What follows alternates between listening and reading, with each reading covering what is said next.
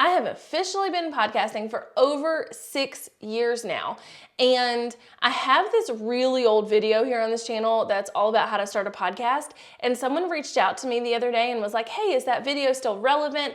And I watched it back and I was like, absolutely not. Everything has changed.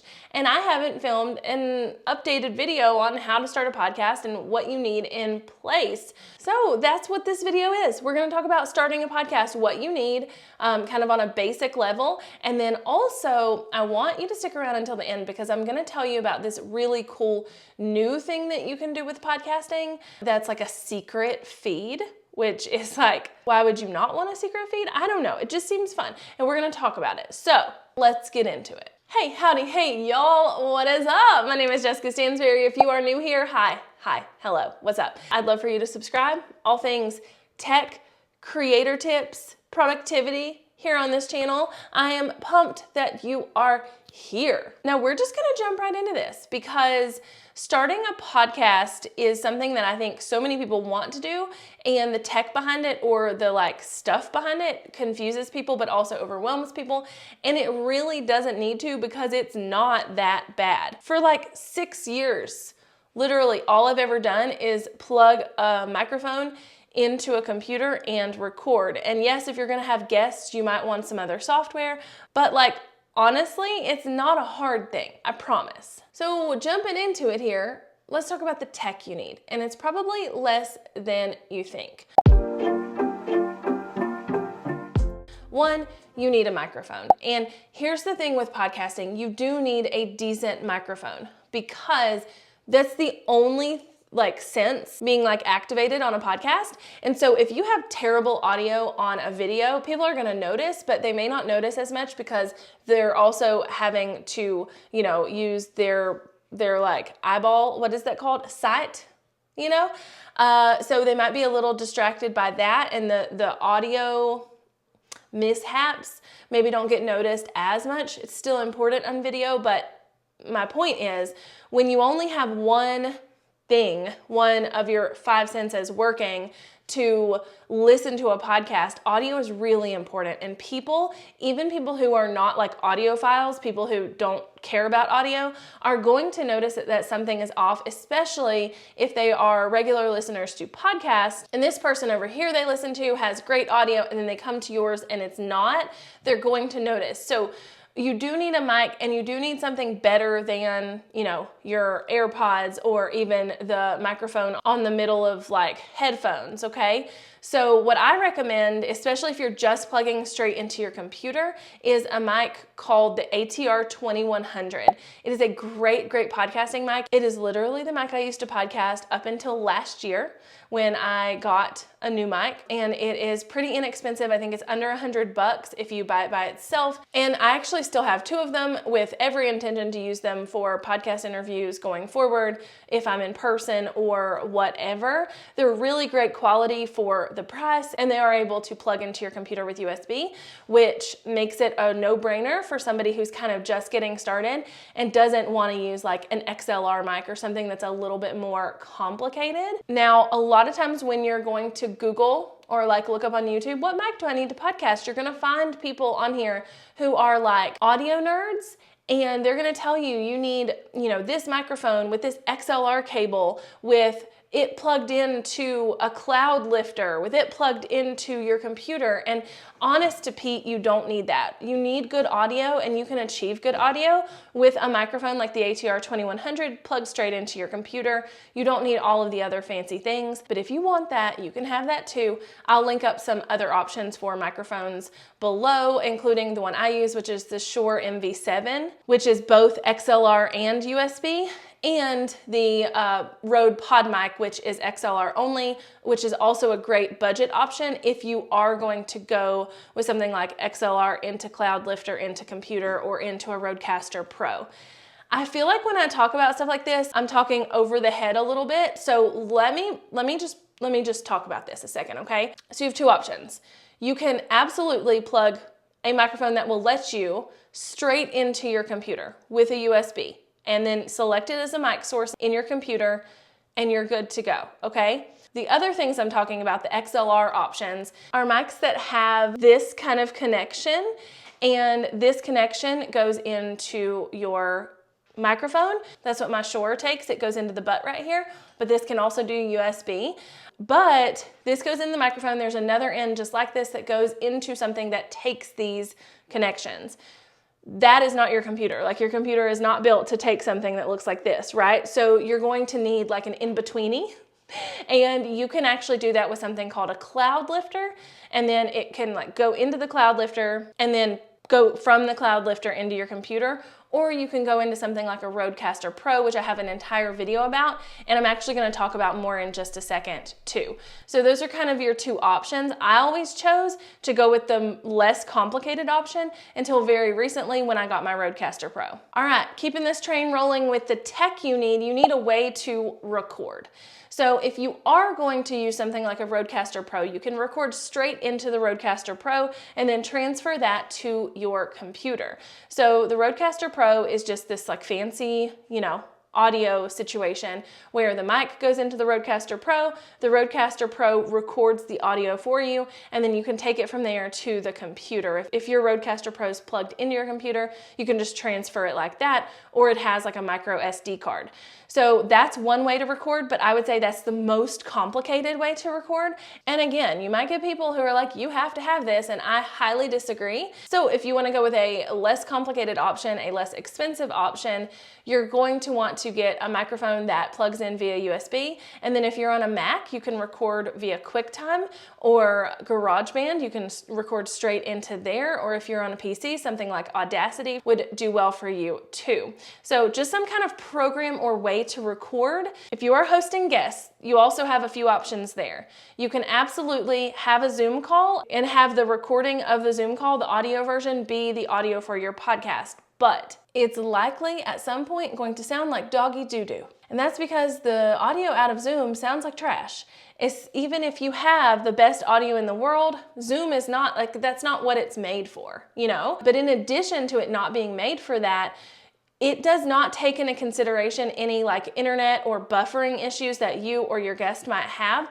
And it doesn't do anything to help with that. So it's recording everything onto like an internet service. And so if your guest has like a weird glitch out on their end, it's going to be heard on the audio, and then the audio just isn't good anyway. So if you're gonna have a guest, I would recommend something like Riverside.fm. There are other services, but this is the newest one that I have used several times as a guest, and it seems really, really seamless. And let me tell you why this is like a good thing. So basically, Riverside allows your guests to kind of call in, and you get to see each other on video, but it's recording the audio and the video.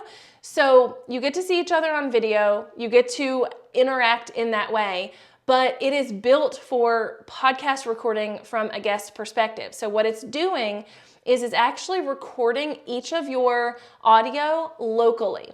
What that means is that it is recording and kind of bypassing the Wi-Fi or the internet connection. So if you have like a Wi-Fi glitch, your guest might see that, but the audio is not going to pick that up, and vice versa. So when you export the audio out of something like Riverside.fm, you are going to get a really, really clean piece of audio because it's not trying to record via the internet. It's recording locally on each computer and then uploading to the internet and kind of piecing itself together. Also, it allows you to have multiple streams, so it'll allow you to have one stream all in together, or you can even download each guest's audio stream. So if one guest was like way quieter than the other or something like that, you can pull up the audio in post or in editing and you'll be good to go. And it's literally built for this, so the audio is great and it's pulling it straight from whatever the mic source is on the computer. So you're going to be way more impressed by the audio from this than something like Zoom. But also let me say that there are hundreds, if not thousands, probably thousands of podcasts that have guests where they record via Zoom. So if that's the best you can do for now, that is fine.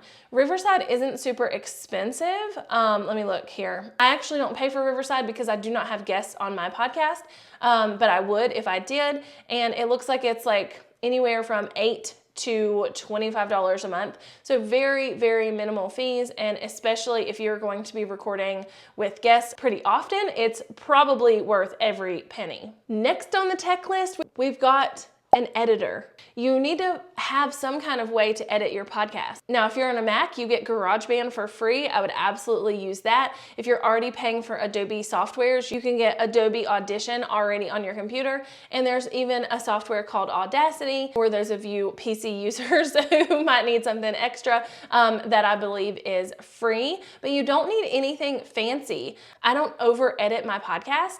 So I'm recording, and if I say or I say or like whatever, we just leave it in. If I need to pause, I will pause like while I'm recording. I don't just leave that out there. So there's not a lot of editing that goes down in my podcast, except for the fact that we obviously add in an intro and an outro, which are pre-recorded way ahead of time and are the same for every podcast.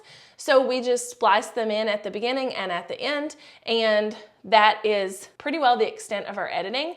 But if you want to do additional editing, you can do that with pretty well any of the softwares that I listed really easily, actually. Okay, so the last piece of tech you need is actually the way the whole dang ship runs. So all of those other things were things you needed behind the scenes. This is more of a front of the scene situation, and that is a podcast host. Now, I use Libsyn, Libsyn, as my podcast host, and I have for several years, but there's other options like Buzzsprout, and most of these hosting options have like a super cheap option, so it's not a very expensive situation. You're looking at $5+ a month. You can even use something like Anchor to host your podcast, but I highly recommend Libsyn. It's got a ton of stats built in, and I know that I can like firmly trust my own opinion here and say that it's very, very good. I've been using it for years and I love it. And let me tell you what a host is and like why you need it and what it does, okay? So a podcasting host is literally the place where you host your audio files. So once the podcast is done, you will upload it to this place, and you only have to upload it to this one place. And it will then take the audio and that episode and all the information you put in for the episode, the title, the description, the links, like anything like that, and it will feed it out to all of the podcast players. So Apple, Spotify, Buzzsprout, like all of these podcast players will then get your new episode. So regardless of where someone listens, they will get it because you uploaded it to this one host. So like that's the point behind it, is that it literally hosts the files for you and then syndicates it out. So it is kind of the syndicator and the host of all of your audio files. The last little bit of information that you need to start a podcast is that you may need to submit your podcast to Apple and other players ahead of time, like before your launch, and get it to be approved. Now, some of the hosts will do this for you and some won't. So you want to do some research there because it will have to be submitted. You'll have to have your host in place, and you'll have to have at least one episode ready to submit it to Apple and say, this is a podcast that I would like to have on your platform. And then they have to approve it, and that could take a while. So before you launch, you really want to get that in place and do some research around submitting it to these places, or see if your host will just do that for you. And then, I mean, that's like literally it. You have a mic, you have a way to record, a way to edit, a host to upload these to, and then that's it. That's what you do every single week or however often you're going to do a podcast. You record it, you edit it, you upload it, you schedule it. You record it, you edit it, you upload it, you schedule it, and that is it. Honest to Pete, that is all. Now, I promised you that we were going to talk about something new and cool, and that is private podcast feeds. Let me tell you what's really cool about this. Okay, so as a content creator, when you are putting videos on YouTube or you are putting podcasts on the podcast platforms, they are public. But more and more, we're seeing creators create some type of like private community or feed where their listeners or their viewers or whatever get a little something extra from them, you know? And I started using private podcasting feeds as a way to give my audience, give my podcast listeners, give my YouTube watchers, whatever, like new ways to hang out with me in an exclusive way. And so there's this service called Hello Audio. And this video is not sponsored by them, but I do have a really special link for you. If you want to try them out, I will link them below, or you can go to heyjessica.com/Hello Audio. And you can actually get 3 months for the price of one, which is pretty cool. But it is the coolest thing I have ever seen. Honest to Pete.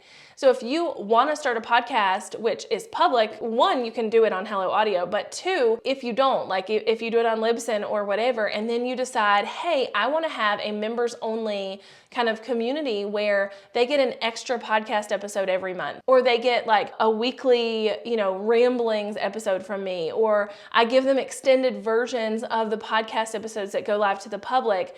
This is how you can do that. So Hello Audio lets you create private podcasting feeds. You can actually create public ones too. So you could use them to host your podcast as well. But private podcasting feeds that allow you to only give the URL to people who sign up or pay, or that you add into the program or whatever. So if you have like a course or a membership where you want to give exclusive content, or like I said, you want people to pay and then be able to get, extended episodes of your podcast or extra episodes of your podcast, this is a great way to do that. Let me tell you how I have used it. One, I had a membership called the Hustle and Grit Club that I actually closed down last month, but it was a membership where people paid $49 a month and they got tons of things for that. So they got 2 monthly trainings, some workbooks, worksheets, community access to me, and they also got an exclusive podcast episode every month that was only for the people in Hustle and Grit Club. I tended to get a bit more candid and go a bit more granular with the advice than I would on my standard Hey Jessica podcast. And they loved it. And I did all of that through Hello Audio. So when someone would purchase a membership to Hustle and Grit, we would have it queued up via Zapier to then send them an email from Hello Audio that's like, hey, part of your membership is getting this. Here's how you access it. The link that it gives people to access your private podcasting feed is exclusive to their email address. And so they can only use it. Like they can't just pass it around and let a bunch of people access this private feed. And I think that's the coolest part about it. And it's not just a random audio file like sitting somewhere. They can literally subscribe to it on Apple or on Spotify or wherever, just like they would a public podcast, except they can only find it through this secret link. So I've used it in my membership, and I'm currently using it as kind of like a super secret club situation. So I am charging $3.99 a month, like basically nothing. And the people who pay that are getting a weekly ramblings episode from me. So I'm rambling about all kinds of things. Same thing, I can get more candid. I can talk about a wider variety of topics. And I feel like, they get to know me and I get to know them a bit better in this scenario. So the people who pay the $3.99 are getting that exclusive podcast feed, and those are the only people. So anyway, I wanted to mention that in this because maybe you don't want to start a public podcast.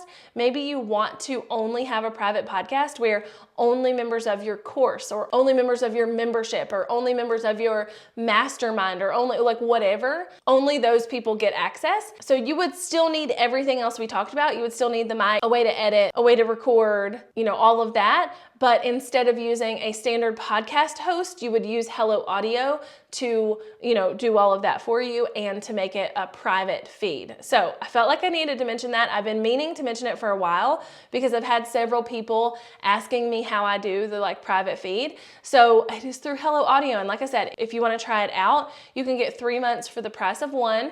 I will link the link below in the description, or you can go to heyjessica.com/Hello Audio. And then everything else I talked about, so any mics I mentioned, any editing software, the host that I mentioned, all of that, I will link all of that in the description below as well. If you have any other questions about podcasting, how to do it, whatever, let me know. I'm happy to help. I'm happy to throw a video out about it. So yeah, let me know in the comments below. And until next time, bye y'all.